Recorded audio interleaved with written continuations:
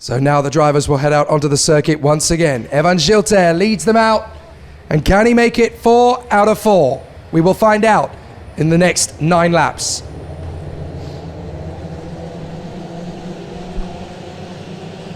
So for qualifying heat A versus C, it is Evan Gilter and Thomas Fleming on the front row. On the second, it is Jannis Stevenadens and Rivaldo van der Westerleken. Then Henki Kalteren and Santiago Valve from Jason Young and Hugo Orendi. Then it is Eloy Gonzalez and Miguel Silva from Enzo Levesque and Juan Pasalaigua. Eduardo Dominguez and Gabriel Stilp from Ben Hovelack and Alex Martinez. Achille Gobert and Noah Maton. Kimi Duron and Max Steimer from Sebastian Murray and Bo Heymans. Then Senna Roddick and Ivan Arias. Daniel Breeze is going to have to start the race from the pit lane, I think, or certainly will join in at the end of the out lap. He can join up at the formation lap and take his place back, providing he can get back into his position before the red line. But we are going to go racing regardless. Evan Gilter on the front row with Thomas Fleming. Ready and go! Oh, contact on the way down to the first corner. 2 cars getting close. Jannis Stevenadens and I think that was Rivaldo van der Westerleken connecting as they both wanted the same piece of tarmac. And the lead has changed, I believe. Gilter is no longer leading. No, he's not. That is Thomas Fleming. Fleming has made a terrific start. And Thomas Fleming now leads the race in front of Evan Gilter. A little bit of dust thrown up behind, but everybody's just about got through. Well, that is as close to a multiple kart pileup as you can get without actually having one, because that was pretty nasty on the run to the first corner. They just about got away with that. And a little bit of a drift wide. There's Daniel Breeze. His race is over before it even starts. So the CRG driver walking away from the scene. And the field charging by at full throttle. But out in front, oh well, Gilter's really struggling in this one. There goes Van der Westerleken. He's through in his second place. And there behind him, that is the fast starting Santi Valve. So Santiago Valve is in 4th position. But out in front it is Fleming from Van der Westerleken and Gilter. Here they come, they're both going to get past him. Gilter never really pressures, never really panics. He just lets the race come back to him. And here he goes on the inside of Van der Westerleken. And he's back in front. Amazing from Evan Gilter. He's just been superfluous to all the other drivers around him all weekend. And after all of that shuffling of the deck, I'm afraid Thomas Fleming is now down in 6th. He started the lap leading. And now Gilter, Van der Westerleken, Valve have all got through, as of Kalteren and Stevenadens. And through to second goes Santi Valve on the inside of Van der Westerleken. So he's going to now lead the assault to get after Evan Gilter. Now, Evan Gilter is obviously trying to keep an unbeaten run. And he was in 3rd position, which would have only been good enough for 3 points. But now that he's back in the lead, it's a 0 score again. So what can Santiago Valve and Rivaldo van der Westerleken do about the race leader, Evan Gilter? 2 laps completed, 7 to go. And Rivaldo van der Westerleken is going to go with Santiago Valve up to turn 4. It would not surprise me if the Spaniard decides to go for the lead here. But he's not quite close enough to risk it. He's got to wait a little bit more time to pass, and maybe a lap or 2 more before he really starts to make those big moves. Certainly through the hairpin on the opening couple of laps, everybody's kept themselves to themselves. Even though they've been racing hard and fast, they have kept themselves out of harm's way on the most part. Up the inside, Santi Valve takes the lead from Evan Gilter. So Santiago Valve goes for the overtake, and the Mole Racing Berolard hits the front. But Evan Gilter is still in 2nd place. He knows this is going to be a tough race to win, but he's not getting flustered. He's not panicking. He's just focusing on his objectives. So far, so good for Santiago Valve as he continues to hold station. Gilter, Van der Westerleken, and in 4th, Henki Kalteren. And on the inside, that looked like Stevenadens having a look at Fleming, but he didn't make it work. Gilter almost gesturing to Van der Westerleken. Are you going to pass me, or are you going to go with me? We're going to close up on Santiago Valve. Here we go, into turn 4. And they both get past Santi Valve. Excellent work. Gilter leads. Van der Westerleken 2nd. And in 4th now is the Dutchman Henki Kalteren. Goes through the pit lane after a problem. Goes the 268 of Alex Martinez. He recovers after a disappointing start to the race. On the inside, that's Fleming. Fleming goes back in a fourth. So Tom Fleming recovers to P4 on the inside of the Birilat of Santiago Valve.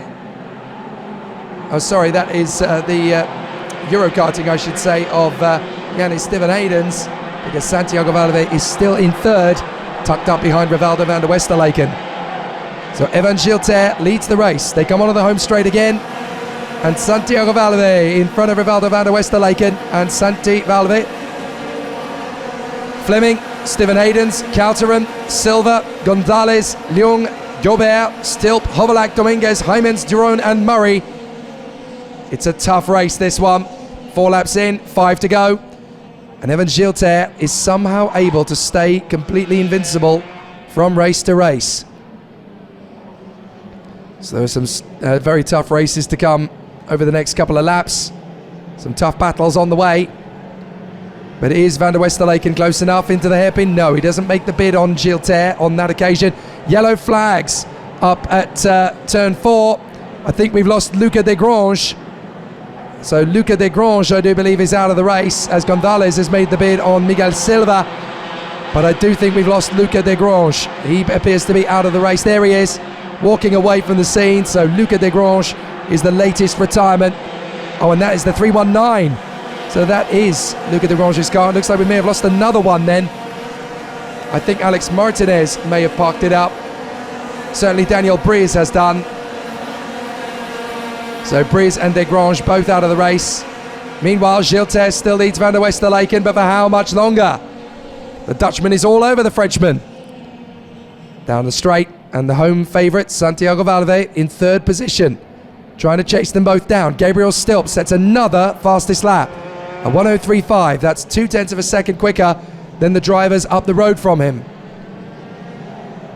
So Gabriel Stilp, Van der Westerlaken making it very late into the brakes on the run out of 7. Trying to close up on Evan Gilter and just try to put pressure on the Frenchman.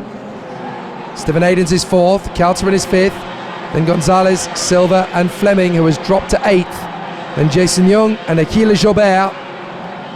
11th is Gabriel Stilp in front of Bob Hymens, and then in 13th it is Eduardo Dominguez. Into turn 1. Gilter still under big pressure from Van der Westerlaken.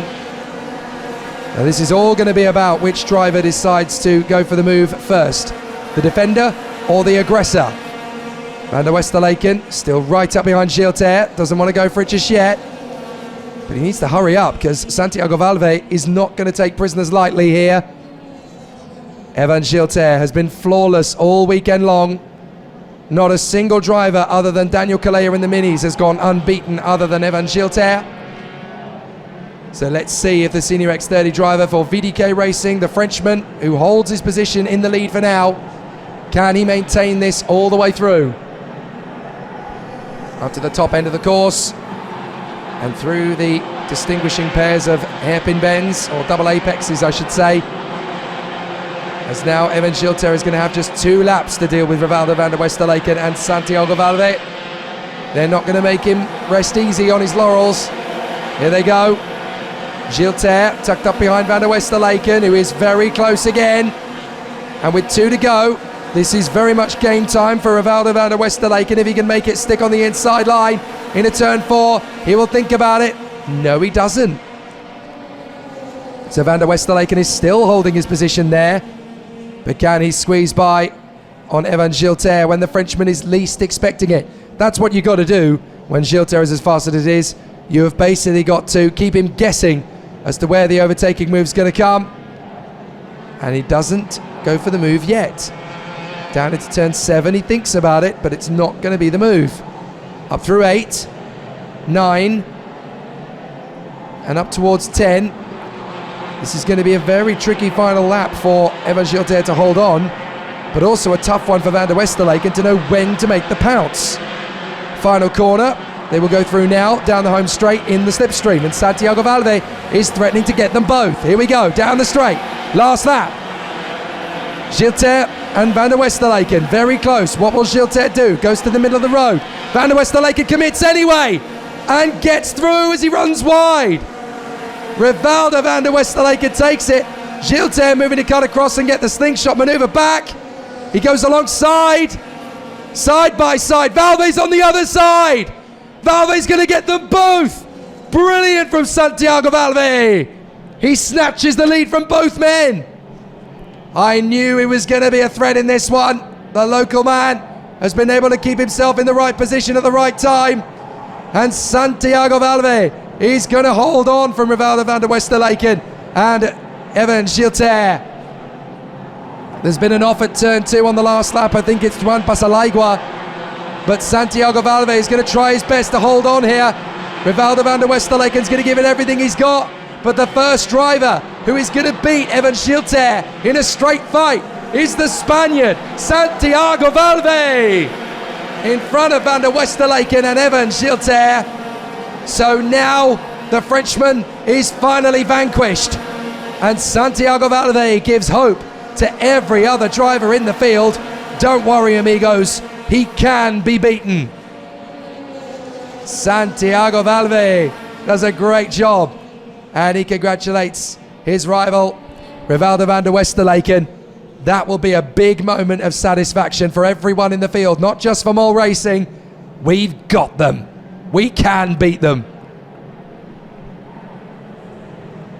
So Santiago Valve, 15.29 kilometers of racing later, sweeps through from 7th on the grid.